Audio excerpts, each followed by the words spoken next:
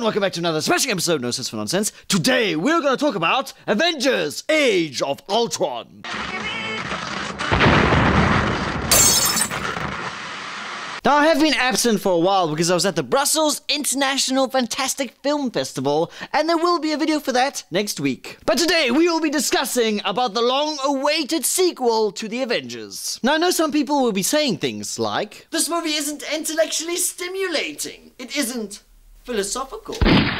No, the magic world of the Avengers is a place many of us would like to take part in. Filled with powers and heroes all of us can relate to. I must say I like this movie and was glad to see the gang back together. To fight the evil Ultron, artificial intelligence created by Tony Stark. That's when our heroes must band and unite to defeat this really cool bad guy. And this movie starts out just like a James Bond movie, throwing you right into the action. With explosions, superpowers, and gunfire. That's what we wanted to see, but at the same time, I was like, how did they get back together again? I would have actually preferred to see them assemble again briefly and then see them get thrown into the action. Something that I appreciated with Avengers 2 is that Marvel dedicated more screen time and attention to the weaker heroes. Like Black Widow and Hawkeye, who have no real superpowers. Maybe except Hawkeye, who is a crack shot with his bow and arrow. But in this flick we get more of an emotional attachment to them because we learn more about their characters, their history, their past. Compared to the other heroes who have their own movies. Let's talk about these two. Cool characters who have a lot of potential. They are human enhancements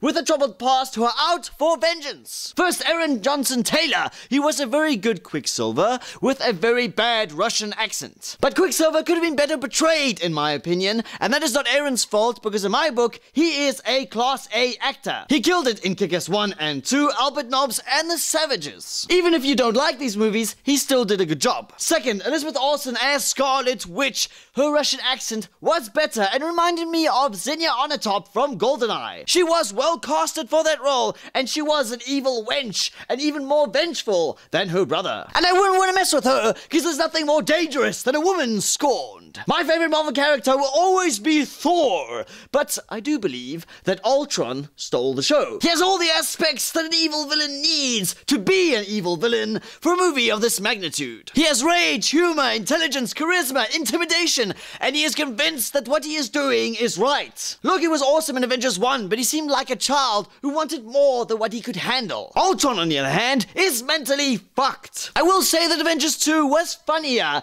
than Avengers 1. The characters were more likable and more amusing to see them interact amongst themselves. But as much as I enjoyed the humor and epicness of this film, I will say that it was fairly predictable, and that was because of the trailers. Avengers 2 is just an extension of its own trailer. I knew who was going to fight who, I knew the challenges that our heroes were going to face, but I won't go too far because there were 3 moments that I didn't see coming.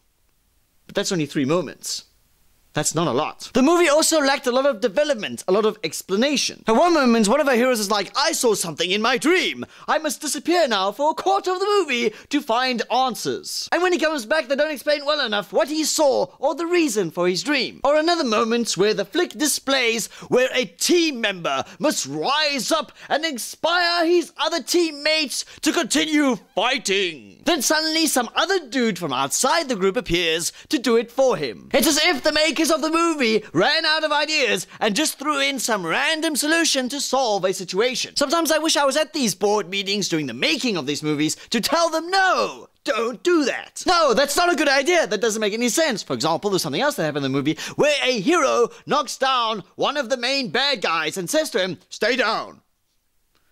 Does the bad guy stay down? No, he gets back up and he keeps on fighting. That makes no sense whatsoever. If you knock the bad guy down and he's on the floor, you knock him out. For once, I will say that the epicness of power and magic was actually too much. But I will say that the fight scenes were amazing and kicked supreme ass. And just watching all that power gave me goosebumps because I am a dreamer and I wish I had power like that too. There was one moment where you see 3 super beings use their magic and fire it at the same time, and my face was like, That scene was amazing and powerful. I do believe that Avengers 1 was better than Avengers 2 because the story was more captivating in my opinion. But if you are a dreamer like me, then Avengers Age of Ultron is a movie for you. A funny wild ride which has interesting characters. A movie that lacked development but makes up for it in epicness that will give you a face orgasm. So in the end, I will say that Avengers Age of Ultron is worth seeing in the cinema.